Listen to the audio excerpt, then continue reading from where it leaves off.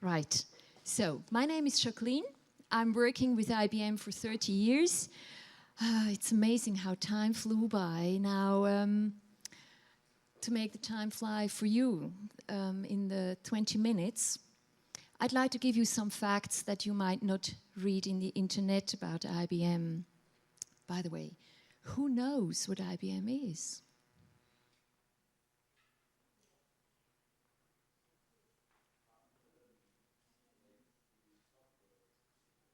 Thank you so very much, because usually we do hardware and we don't anymore. So we are 104 years old, and we used to make a lot of business with PCs and computers, software and servers.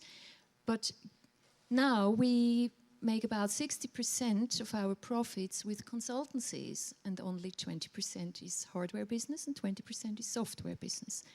Just to give you an idea of the background of what we're going to tell you.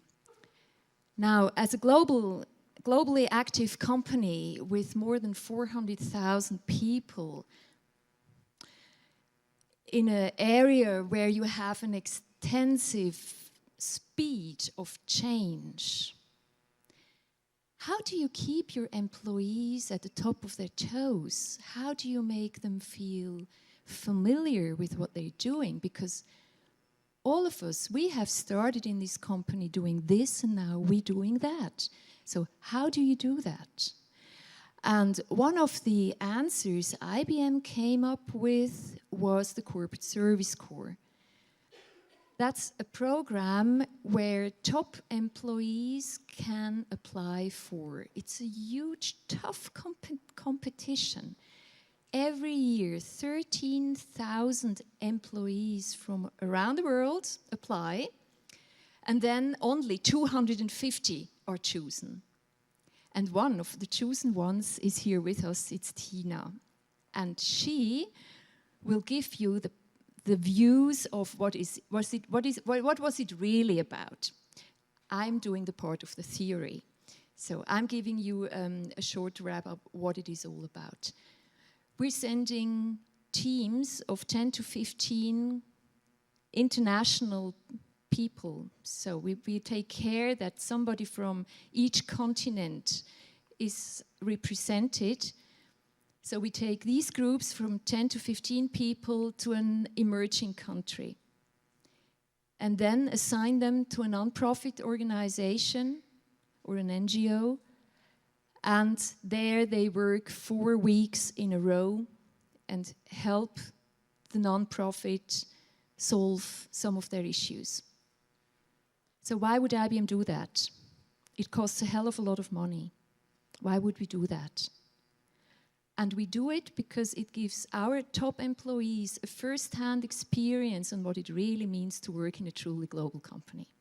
If I have to talk to an Indian, talk to a South American or a Norwegian, they all have different cultures.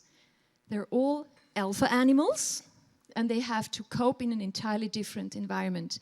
And now I stop talking and give you Tina for her experience in the Philippines. Thank you. Thank you, Jacqueline.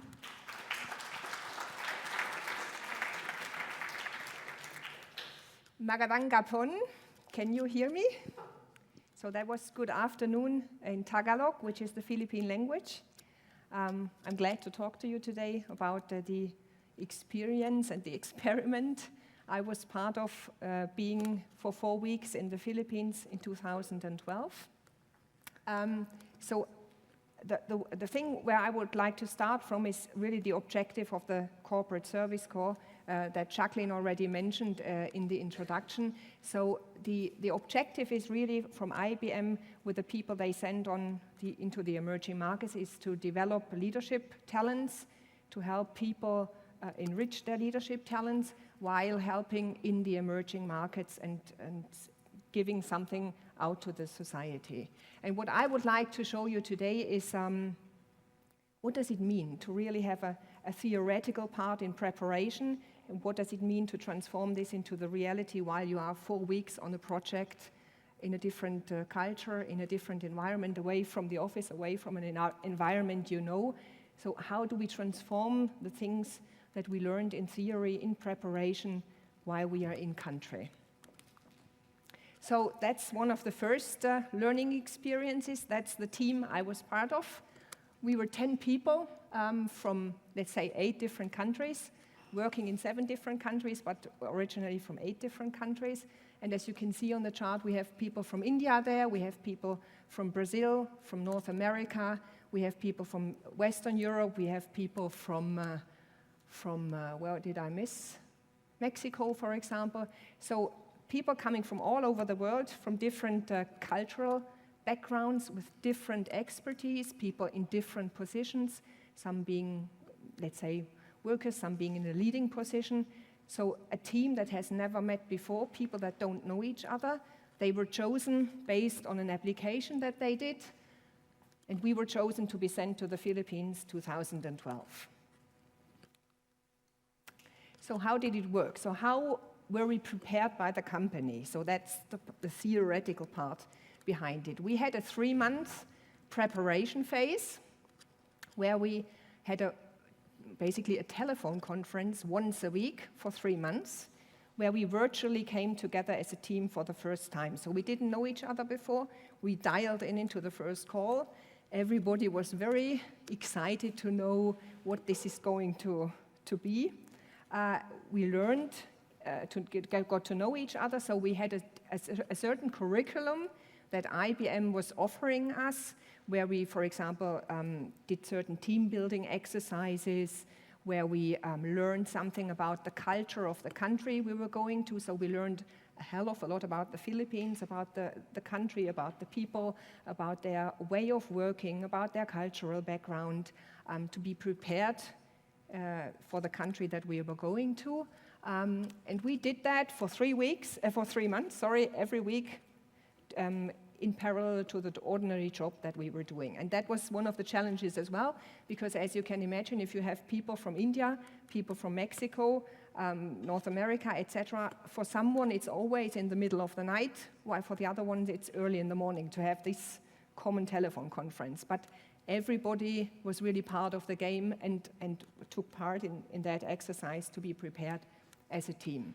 Then, after the 3 months, we were sent to the Philippines, so everybody flew into the Philippines, and it was the first moment where the 10 of us first met each other in person when we arrived at the airport, and then we were split into 3 teams with 3 different projects. We didn't know the projects before we left. Basically, 2 teams got to know the project objective 1 week before they left, but our team, we just got it on arriving. So we didn't know what our work was about. We couldn't do any preparation in terms of the subject we were working on.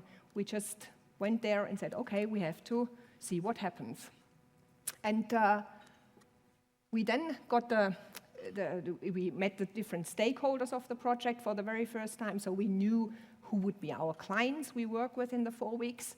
And then we tried to find out how can we adopt the theory we learned in the 3 months preparation to the projects we were assigned to in the 4 weeks in country. So what about the business consulting skills we learned? What about the cultural aspects we learned before? How do Philippine people work, etc.? And then that was the reality check.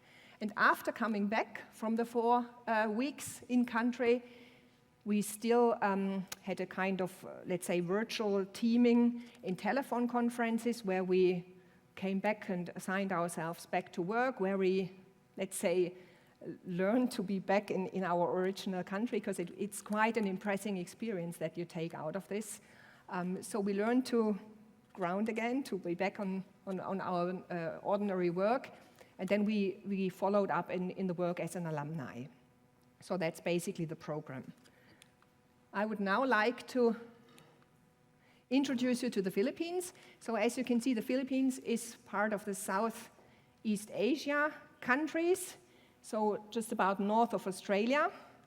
And it's we were based in the southern part of the Philippines. Philippines has about 7,100 islands divided in 3 areas, and we were part of the southern region. And the southern region you have a certain, they are not really touristic because they still have, I must say, they still have troubles with different tribes fighting against the government. So it's always they have a lot of terrorism attacks. They had a lot of terrorism attacks. It's going to be better now, fortunately. So that was also an aspect of where IBM paid a lot of attention to the security aspect. So how can we ensure that these 10 people being part of such a more or less dangerous area get home safe again?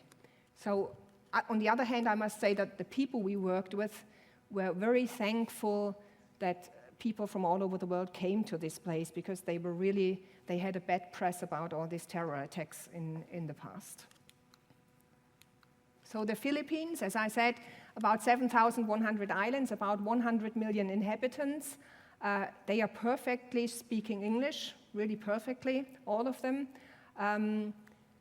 They have a tropical, subtropical climate. They have about 20 hurricanes a year with really bad damages, so lots of people getting killed. And if you're in the country, you will meet people every day that lost somebody. So it's really, it takes you away when they talk to you and when you see how much they are fighting against that.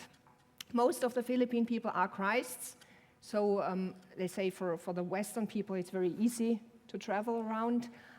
That was basically one of the lessons learned as well for some of my colleagues in the team, because if you can imagine, some of these people, for example, from India or also from North America, they didn't know before that they need a passport to go to the Philippines. So that was the first lessons learned when we had this preparation work. Hey, you have to get your papers ready because you're going abroad, you're going in a different country, and you need a passport. So that was a learning experience for some of the team members.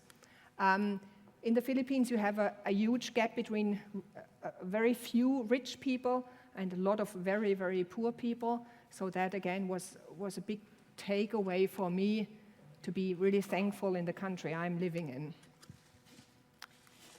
So that was my project. We were 3 in our team, so the 10 people were divided into 3 groups. And my team, the 3 of us, one Indian guy, the American lady, and myself, we were working with the Ministry of Higher Education because the Philippines is famous for call center services, also right now, and they would like to transform their business in a more value-added business, like adding business analytical skills to the pure call center services. So we worked together with the Commission on Higher Education to develop a curriculum that students apply when they go into the universities to get out with a business analytics skill at the end that can help the Philippines to grow in this area and to prosper in the future. And that, again, was one of the things. So we learned something in theory. We learned, for example, that the Philippines are not on time when they start work. They, for example, were always on time. So that was something where I said, there is the theory part that you learn in the company, maybe in cultural books in the preparation phase, and in reality it might turn out differently. So the point is, we had to figure out how we can really fulfill the project, how we can work with it. We had different stakeholders, we had different customers, we talked to Chamber of Commerces, we talked to local industries to find out what they need. And then we as a team try to set up something and to get to a curriculum advice for the Department of Higher Education within 4 weeks. So the key learnings I would like to address out of these 4 weeks is really we had to learn to stay flexible, because not everything that we learned in theory before turned out to be right. As I said, people were always on time in the meetings and we learned something else. Maybe you have to adjust that the working style is different. If people don't understand you, it might be that you didn't explain it correctly. How do you handle that, for example? So we had to learn that, for example, project descriptions we had before we left turned out to be different when we were on site because everything changed in terms of the scope. So we had to learn to be flexible and to react flexible. We had to learn that team results are better than individual ones, because the three of us in our team, it was always better what we came up with, because everybody was taking some insights from his own experience, from the country he came from. So we could leverage everybody's skills, everybody's network, everybody's contact, and the sum of it was more than if an individual would have done the work. And it really helps at the end. So whenever I am in an international project now working for IBM, I know that different cultures are handling things differently. So it's a really learning experience for me. How can I work together with different cultures, different nations? Also, one of the things is you learn a lot about yourself. So everybody in our team had to overcome some personal challenges. So for the ones, it was the spiders. For the others, it was the cockroaches in the Philippines. For the others, it was the food. For the others, it was the English language. So everybody had some challenges they had to cope with in the 4 weeks, because otherwise you wouldn't have survived for 4 weeks. It's just, you're so dense together in this project, you need to overcome that. And as I said, it's just, we are now, the 10 of us, we became like a family in the 4 weeks. We just met 2 weeks ago in Barcelona. So we are, after 3 years, from 2012 to 2015, we are still together as a team. It's like a whole family. So the program itself, that put us so densely together that it is really a takeaway in terms of friendship, in terms of family, etc. And that's what I wanted to stop with. Salamat, which means thank you.